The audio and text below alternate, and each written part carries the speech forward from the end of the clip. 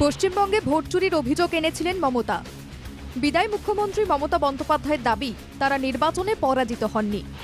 কমপক্ষে ১০০টি আসন লুট করেছে বিজেপি, কমিশনকে দিয়ে ইভিএমে কারচুপি হয়েছে। আমাদের প্রথম কথা হচ্ছে আমরা কিন্তু হারিনি। আমাদের ১০০ সিট জোর করে লুট করা হয়েছে। আমাদের লড়াইটা বিজেপির সাথে ছিল না, আমাদের লড়তে হয়েছে ভিলেন ইলেকশন কমিশন, যিনি ব্ল্যাক হিস্ট্রি তৈরি করেছেন ইন্ডিয়ান ডেমোক্রেসিতে।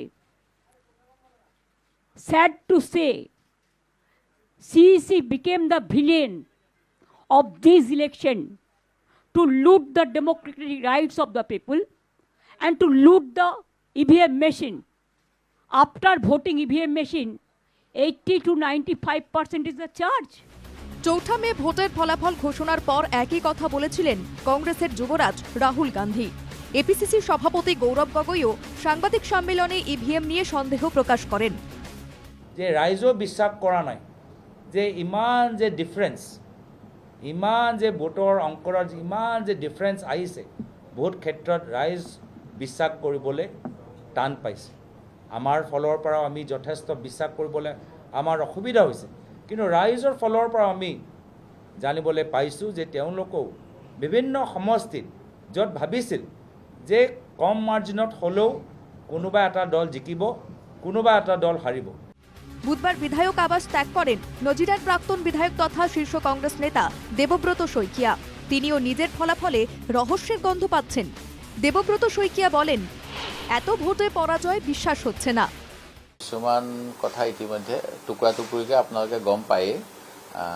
মই যিটো কৈ থাকোঁ যে বিভিন্ন আঁচনিৰ প্ৰলোভন, ক'ৰবাত ক'ৰবাত স্কিম কাটি দিয়াৰ ভয়, আৰু ক'ৰবাত কিছুমান মানুহে ক'ব বিচাৰে ইভিএমৰ কৃপা, কোনখিনি হয় মই নিজেও এতিয়া ঠাৱৰ কৰিব পৰা নাই।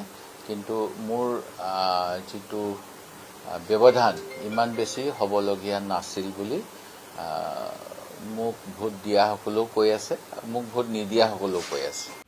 ইভিএমে ভরসা নেই আরেক বিজয়ী কংগ্রেস বিধায়কের। চেঙ্গা আসনের নবনির্বাচিত বিধায়ক আব্দুর রহিম আহমেদের মুখেও ইভিএম প্রসঙ্গ। ইভিএম লৈ বহু ধৰণৰ প্ৰশ্ন ভাৰতবৰ্ষৰ বিভিন্ন ৰাজ্যৰ উত্থাপন হৈছে। সুপ্ৰিম কোৰ্টৰ মজিয়া গৈ পাইছে ইভিএমৰ প্ৰসংগ। গতিকে সেইকাৰণে আমি একে আষাৰে নুই কৰিব নোৱাৰোঁ। তৎসত্ত্বেও কওঁ যে জনাদেশ আমি মানিব লাগিব। ৰাইজৰ ৰায়ক যিটো ৰায় দিছে সেইটোক আমি সন্মান জনাবই লাগিব। তাৰপিছতো কৈছোঁ ইভিএম লৈ আঙুলি আজি প্ৰথম উঠোৱা নাই গৌৰৱ গগৈ ডাঙৰীয়া। ভাৰতবৰ্ষৰ বিভিন্ন ৰাজ্যত বিভিন্ন ৰাজনৈতিক দলৰ নেতাসকলে ইতিমধ্যে বাৰম্বাৰ এই ইভিএমৰ প্ৰসংগ লৈ বিভিন্ন অভিযোগৰ আঙুলি টুৱাইছে। প্রশ্ন হয়, ইভিএমে কারচুপি কি সম্ভব?